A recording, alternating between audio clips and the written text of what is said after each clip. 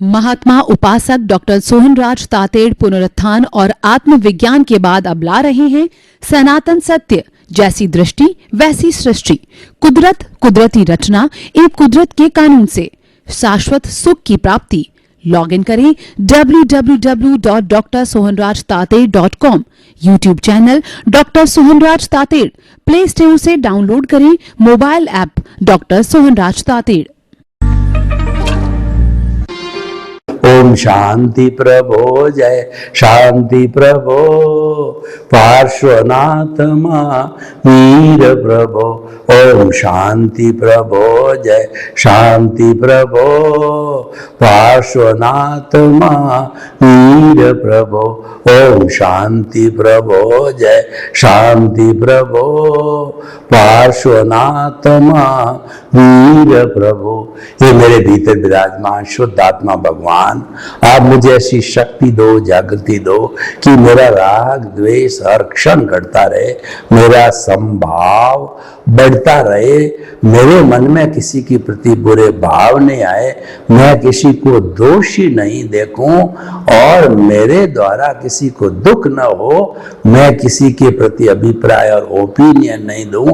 हर जन्म में मेरे को मुक्ति के कर्म मिले, हर जन्म में मेरे को सद्गुरु और ज्ञानी पुरुष मिले, ऐसी कृपा करो, आशीर्वाद दो, शक्ति दो, जागृति दो। भाइयों बहनों, आज का हमारा बहुत सुंदर विषय, क्या संजोगों को बदला जा सकता है। बहुत ही सुंदर विषय है। संजोग किसे कहते हैं? हमारे जन्म से मृत्यु के बीच के अंदर जो जो प्रवृत्ति होती है, वो प्रवृत्ति संजोगों के अधीन होती है। उन संजोग को चार भागों में बांटा गया है, द्रव्य, क्षेत्र, काल, भाव और पांचवा भाव भव भी है। और उसी तरह से इसको दूसरे रूप के अंदर काल, स्वभाव, कर्म, पुरुषार्थ और नियति के रूप में भी माना गया है। तो पहले मैं संजोगों को द्रव्य, क्षेत्र, काल, भाव और भव की बात करूं। भव का जो संबंध है वो हमारे आयुष्य कर्म से है, और आयुष्य का कर्म बंद होने की पूरी एक मैथमेटिक्स है, वो अपने तरीके से होता है। और आयुष्य जो है जीवन में एक बार ही बंद होता है, उसकी कैलकुलेशन अलग तरीके से है। तो उस भाव को जो है मैं एक बार छोड़ता हूं। भाव के लिए कहा गया है, भाव सुधारो भव सुधरेगा, भाव बिगाड़ो भव बिगड़ेगा। यानी अगर हमारे भाव अच्छे हैं तो निश्चित तौर से हमारा भव अच्छा होगा, क्योंकि भावों से ही भव बनता है, भावों से ही आयुष्य मिलता है, और भावों से ही हमारे कर्म का बंधन होता है, भावों से ही मुक्ति होती है। यानी एक बात मैं कहूं कि भाव एक जो महत्वपूर्ण विषय है, तो हमें भावों पर बहुत ज्यादा ध्यान देना चाहिए। भाव शुद्धि ही सच्ची शुद्धि है। अगर भावों की शुद्धि हो जाती, भावों में कोई भी कमी बेसी आ गई तो तुरंत करेक्शन दे दो। हाथों हाथ करेक्शन देने से वह डिलीट हो जाता, वो सुधर जाता है। लेकिन जो फाइल क्लोज हो गई, यानी हमारा आयुष्य समाप्त होकर के ये शरीर छोड़ के चले गए, तो नेक्स्ट बर्थ में जो दूसरा शरीर आएगा तो वह तो केवल भुगतान कर सकता है, वह करेक्शन नहीं दे सकता है। तो अब जो है वो हम एक बार भाव की बात छोड़ देते हैं। अब देखिए कि हम जो द्रव्य, क्षेत्र, काल, भाव की बात कहते हैं, मैं आपको बताऊं, सबसे पहले भाव होता है। जो सबसे पहला कोई भी एक्टिविटी होती, भाव होता है। मैं उदाहरण के तौर पे बताऊं आपको कि मेरे को जो है बाल बढ़ गए हैं, गर्मी लग रही है, तो बाल कटाने हैं, ये भाव हुआ। तो भाव होते मैं रात दिन जिस नाई की दुकान पर जाता हूं, तो वहां उस दुकान पर गया, जो नाई है वो द्रव्य हो गया, तो और नाई की दुकान है वो क्षेत्र हो गया। और काल जो है वह जैसे जिस समय में गया वही काल है, या पहले से तय किया होता है 12 बजे आना, तो 12 बजे जाते हैं, वो काल होता है। तो जो समय है जिस पर हम वहां उपस्थित हो गए, काल हो गया। लेकिन जब मैं दुकान पर गया तो मालूम पड़ा कि वो नाई खाना खाने के लिए घर चला गया है, आधा घंटा बाद आएगा और 5 लोगों की लाइन है पहले से लगी हुई। 6ठा नंबर मेरा था, क्योंकि हिंदुस्तान के अंदर आबादी ज्यादा है तो यहाँ सारा लाइन सिस्टम से काम होता है, और हम किसी से रिक्वेस्ट करें तो हमको आगे पीछे वो एडजस्ट भी कर देगा, लेकिन 5 के 5 एडजस्ट करना मुश्किल होता है। तो मान लीजिए हमारा 6ठा नंबर है और आधा घंटे बाद आएगा, तो मैंने देखा कि इस हिसाब से तो घंटा 1.5 घंटा लग जाएगा। मेरे घर पे मैं जरूरी काम छोड़ करके आया था, उस काम को मैं स्थगित नहीं कर सकता, चलो कल कटवाएंगे। तो वहां से जो है वो होकर के और मैं घर आ गया। अब क्या, दूसरे दिन जो है हमने उससे पहले बात किया कि भाई बाल कटाना, और टाइम तय किया कि अंकल जी आप जो है 11 बजे आ जाना। तो अब देखिए कि मैं वहां से रवाना होकर के 11 बजे उसकी दुकान पर पहुंचा, तो द्रव्य यानी नाई मौजूद था, बात भी हो चुकी थी, और क्षेत्र का अर्थ हो गया कि जो उसकी दुकान खुली थी, और काल का मतलब 11 बजे तय हुआ, तो 11 बजे हाजिर था, और भाव तो मेरा था ही बाल कटाने का। तो सभी हुए, आते ही उसने कहा अंकल जी आप बैठिए, और जो है उसने कुर्सी पर बैठ के हाथों हाथ जितना बाल काटने में समय लगा और जितना मेरे को घर से आने जाने में समय लगा, यानी अतिरिक्त समय कोई वेस्ट नहीं, और मेरा काम हो गया। तो ये संजोग, पहले संजोग था कि मेरा काम नहीं होना, तो क्या मैं बदल सका? नहीं बदल सका। और दूसरा आते ही हो गया, तो वो ये जो द्रव्य क्षेत्र काल भाव है, ये बदलना अपने हाथ में नहीं है, ये तो प्रीडेस्टिन्ड, इसीलिए कहा गया है कि मन वचन काया तथा उससे जुड़ी हुई हर अवस्था मात्र कुदरती रचना है, और वो व्यवस्थित है। यानी कि हमारे इस जीवन में जन्म से मृत्यु तक जो भी मन वचन काया की प्रवृत्ति होती है, वह जो है ऑटो मोड से निश्चित रूप से होने वाली होती है, वो सारे संजोग के अधीन है, और ये संजोग कुदरत जुटाती है, हम नहीं जुटाते हैं। और उसकी क्रिएटर, ऑपरेटर, डिस्ट्रॉयर कुदरत है, क्योंकि व्यवस्थित शक्ति है, वह कुदरत है। देखिए कि थोड़ा समझ लेते हैं शॉर्ट में कि कुदरत किसे कहते हैं। जहां पर 6 जो है द्रव्य एक साथ रहते हैं, भूत भविष्य वर्तमान हर क्षण के अंदर 6 द्रव्य है, चेतन, जड़, मोशन, रेस्ट, टाइम और स्पेस। ये मौजूद रहने पर जीवन है, ये मौजूद रहने पर द्रव्य क्षेत्र काल भाव काम करता है, और यही संजोग कहलाते हैं, यही कुदरत है, यही कुदरत है। और इन 6 द्रव्यों के अंदर कोई भी जो है कहना चाहिए कि अवस्था बदलती है, उसको कुदरती रचना कहते हैं, क्योंकि इनकी अवस्था हर क्षण बदलती रहती है। क्योंकि ऐसा कहा जाता है कि हर क्षण हर वस्तु बदलती है, तो इसीलिए जो है कहा जाता है कि ये जो संचरण करता है वो संसार है, और संसार में हर क्षण हर वस्तु जो है मोड के कारण पर्याय के अनुरूप जो है उत्पाद और व्यय के अनुरूप जो है बदलती रहती है। तो ये जो है कुदरती रचना हो गई, और उसके बाद के अंदर ये कुदरती रचना जो काम करती है वो कुदरती कानून के अंतर्गत काम करती है। और ये कुदरत का कानून 2 तरह से फंक्शन होता है। कुदरत यानी ये संपूर्ण नदी नाले, पहाड़, सूर्य, चंद्रमा, गैलेक्सी जितने भी हैं नेचुरल रिसोर्सेज है, वो सारा कुदरत के अंग होते हैं। और ये नेचुरल वे में जो काम होता है, सूर्य समय पर उगता है, समय पर अस्त होता है, नदियां समय पर बहती है, और ऋतुएं जो है सर्दी, गर्मी, बरसात, पतझड़ समय पर आती है, और हर काम समय पर होता है। रात के समय रात होती है, दिन के समय दिन होता है। तो ये सारा जो कार्य होता है ये नेचुरल वे में होता है, और एक व्यक्तिगत है। कुदरत ये कहती है कि 84 लाख जीवा योनिया के बर्थ प्लेसेस के असंख्य अनंत प्राणियों को जन्म देने वाली मैं हूं, भरण पोषण करने वाली मैं हूं, और मन वचन काया की जो प्रवृत्ति करते हैं वो मेरे अधीन करते हैं, मेरे कानून के अधीन करते हैं, और वो संजोग सारे मैं जुटाती हूं, पनिशमेंट अवार्ड मैं देती हूं, वो सारा कार्य मेरा संजोग जुटाने का मेरा है, ये मेरी ड्यूटी है जो मैं करती हूं। तो इसीलिए सारा संजोग जुटाना कार्य कुदरत हमारे हाथ में नहीं है। तो जो चीज हमारे हाथ में नहीं है तो बदलने का प्रश्न कहां उठेगा। इसका अर्थ क्लियर है कि संजोगों को हम नहीं बदल सकते, किसी भी हालत के अंदर संजोग को बदल नहीं सकते। होनी है वो होकर रहेगी और अनहोनी होगी नहीं। कैसे, मैं आपको उदाहरण देकर के बताता हूं कि काल स्वभाव कर्म पुरुषार्थ नियति का भी आपको उदाहरण देता हूं।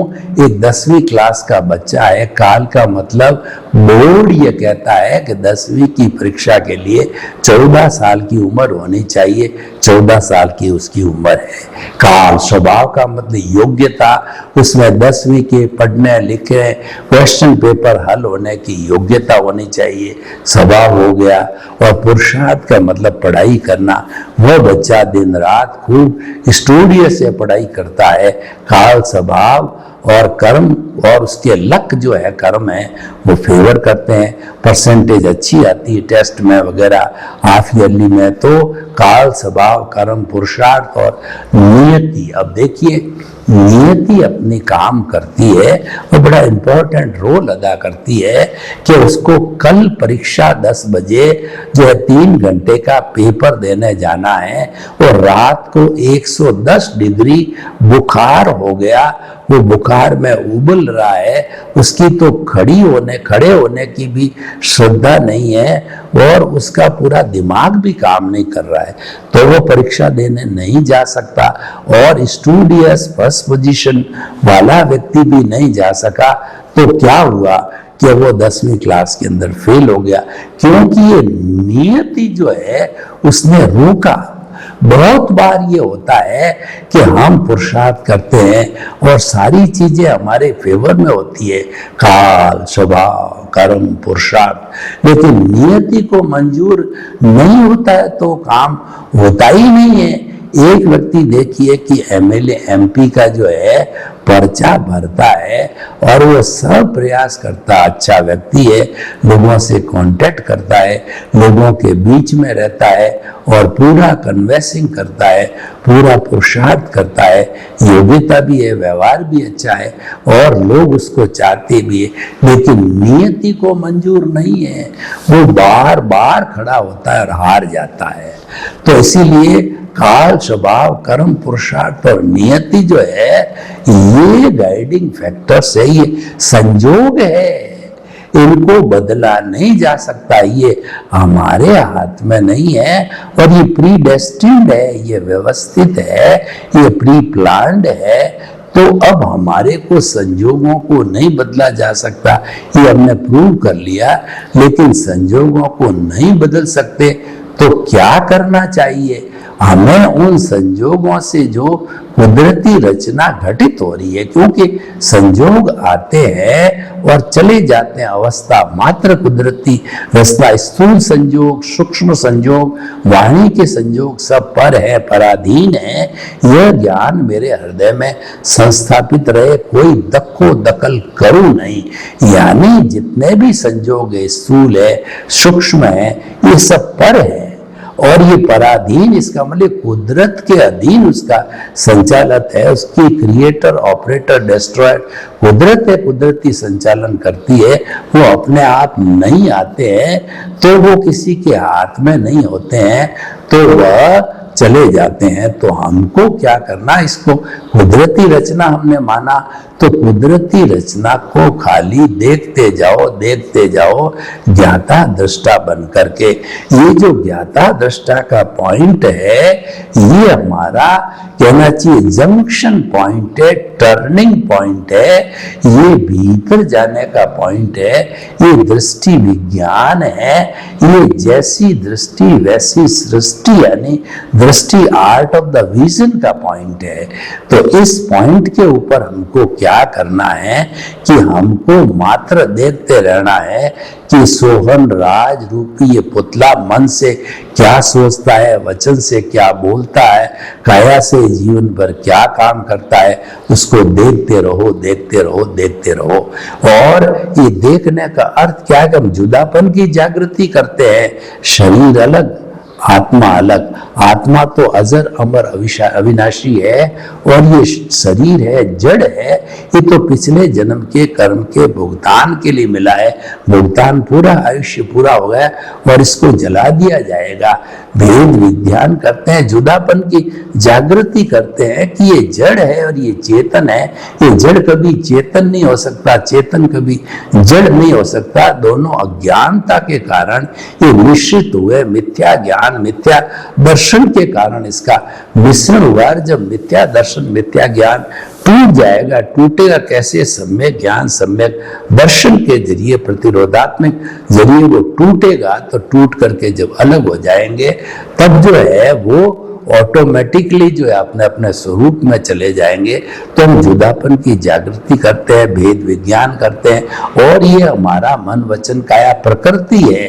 और जो हमारा शुद्ध परमात्मा स्वरूप जो हमने जो है आर्ट ऑफ द विजन के केंद्र में भाव में स्थापित किया, वो हमारा लक्ष्य हमको पाना है। वो मुक्ति जाता है, मुक्ति जैसा ही है, लेकिन अभी जो अज्ञानता की वजह से वह शुद्ध है, उसको शुद्ध करना है। उसको शुद्ध करने के लिए सारी प्रक्रिया बनाई है। किसी तरह से अज्ञानता सारी जीरो हो जाए। और अज्ञानता जीरो कब होगी? कि जब हम उसको देखते जाएंगे, कुदरत रचना मानते जाएंगे, तो उसके जितने परमाणु हैं वो शिथिल होते वो जीरो होकर के ऑटोमेटिकली जो है वो धाराशायी हो जाएगा और आत्मा सिद्ध, बुद्ध और मुक्त बन जाएगी। तो भाइयों बहनों, हमारा जो विषय है वो सही है। संजोगों को बदला नहीं जा सकता है। संजोगों को कुदरती रचना देख करके हमको देखते रहना चाहिए, और देखते रहने के साथ साथ में हमको रियल पुरुषार्थ भी करना चाहिए, बहुत ही, जो कि बहुत सरल, सुगम और सहज है कि मन वचन काया कुदरती रचना से मुक्त। ऐसा मैं शुद्ध आत्मा हूं। भीतर आपके दिमाग के अंदर एक सिस्टम डेवलप करो, एक जो है टेप लगाओ, भीतर आप एक घंटी लगाओ। वह घंटी जो है श्वास जब ले तो वो घंटी बोलनी चाहिए कि मन वचन। जब श्वास हम लेते हैं तो पेट फूलना चाहिए, सांस निकालते हैं पेट सिकुड़ना चाहिए। पेट के फूलने के साथ, सांस के साथ लेने के साथ में हमको भीतर वो घंटी बोलनी चाहिए कि मन वचन काया कुदरती रचना से मुक्त। और जब श्वास बाहर निकले, ऐसा मैं शुद्ध आत्मा हूं। मन वचन काया कुदरती रचना से मुक्त, ऐसा मैं शुद्ध आत्मा हूं। मन वचन काया कुदरती रचना से मुक्त, ऐसा मैं शुद्ध आत्मा हूं। ये दृष्टि विज्ञान है। ये दृष्टि में फिट कर दिया, और प्रभु की स्थापना हमने भावों के द्वारा ऑलरेडी केंद्र के अंदर हमारा आत्मा विराजमान है, और ये हमारा शुद्धिकरण जो है वो चालू हो गया। इसको हम कहते हैं रियल पुरुषार्थ कहते हैं। इसको सम्यक तप कहा जाता है। सम्यक तप चलता रहता है। तो सम्यक ज्ञान, सम्यक दर्शन तो पहले हमने ज्ञान लेने के समय में प्राप्त किया, उसकी एप्लीकेशन कुदरती रचना देखने में करना चाहिए। देखिए कि जब हमारा उदय और प्रारब्ध का फोर्स, इतना गजब का फोर्स आता है कि वो व्यक्ति को हिला देता है।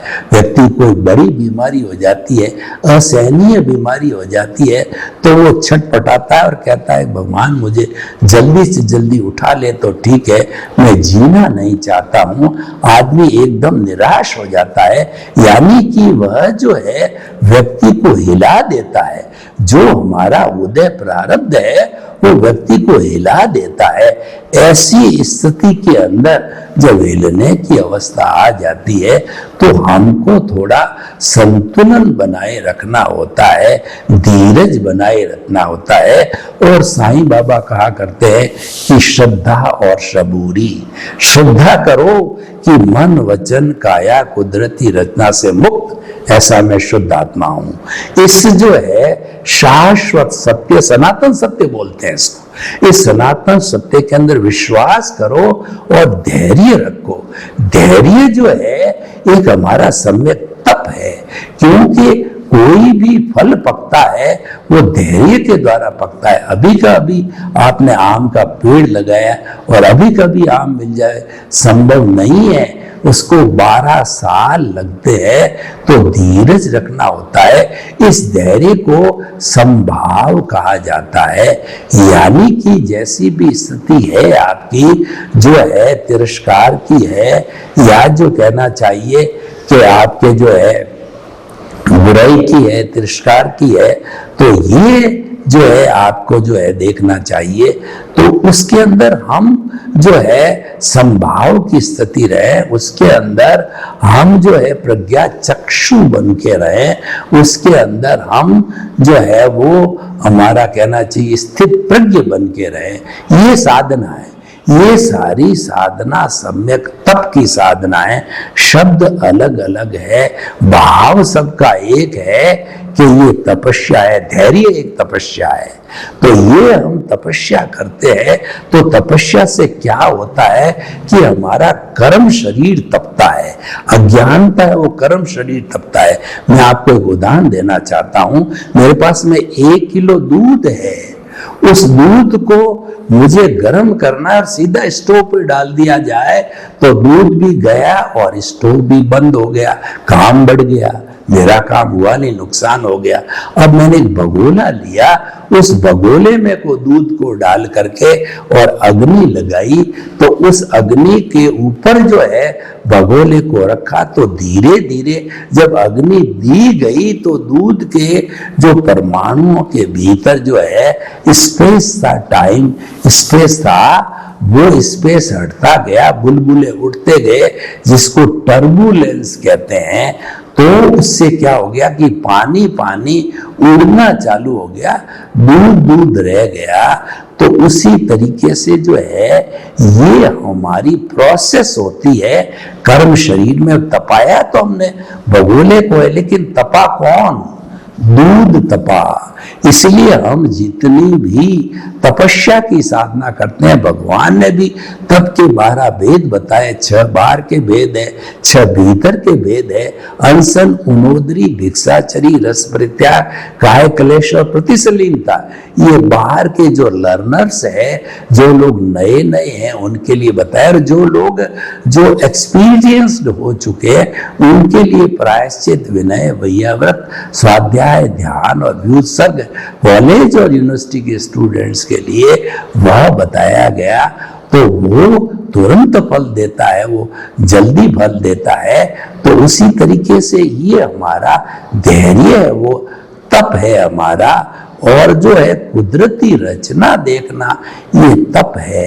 उस तप के द्वारा कर्म शरीर तपता है, अज्ञानता तपती है, और कुदरती रचना देखने में कोई कोताही नहीं होती है, बराबर देखते हैं। हमारा जो स्थित प्रज्ञ होकर के देखते हैं, प्रज्ञा चक्षु होकर के देखते हैं, संभाव में रह करके देखते हैं, तो वो पक जाती है, जल्दी पकती है।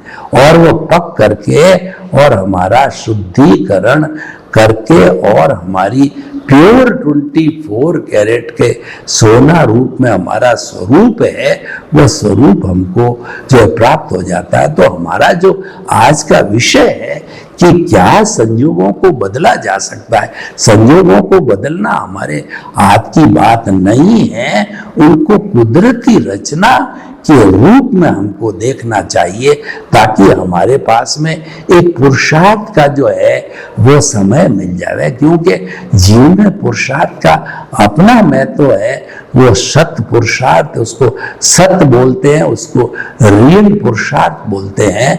और वह जो है सारा भावों के द्वारा होता है। और जितना मन वचन काया से जो प्रवृत्तियां होती है वो सारी क्रिया है।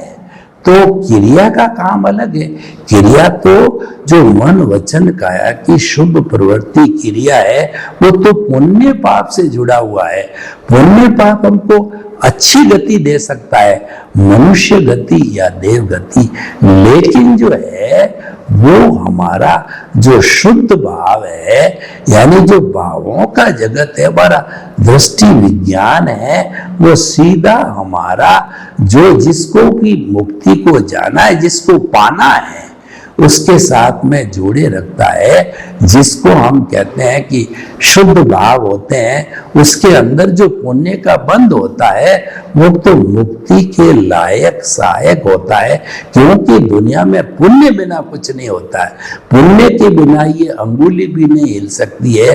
पुण्य के बिना तो व्यक्ति कोमा में चला जाता है, व्यक्ति को लकवा मार जाता है, और व्यक्ति कुछ भी काम का नहीं होता। पुण्य चाहिए, परंतु पुण्य दो तरह के होते हैं।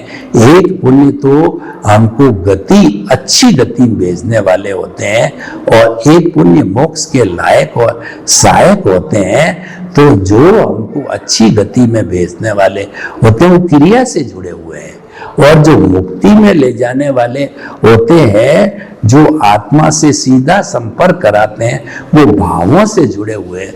तो क्रिया और भाव, ये दो एस्पेक्ट हमारे सामने आगे। देखिए हमारे इस जगत में तो जो है मानव धर्म चलता है, कुल धर्म चलता है, और उसके साथ आत्म धर्म चलता है। तो इस तरीके से संजोगों को बदल नहीं जा सकता है, कुदरती रचना रूप में देखना चाहिए। सर्वे भवन्तु सुखिनः, सर्वे सन्तु निरामया। लोक के सब जीवों को सुख मिले, शांति मिले, आनंद मिले, प्रेम मिले, सौहार्द मिले, और हम सभी मुक्ति की ओर प्रयाण करें। आपके प्रति मंगल भाव। महात्मा उपासक डॉक्टर सोहनराज तातेड़ पुनरुत्थान और आत्मविज्ञान के बाद अब ला रहे हैं सनातन सत्य, जैसी दृष्टि वैसी सृष्टि, कुदरत कुदरती रचना एवं कुदरत के कानून से शाश्वत सुख की प्राप्ति।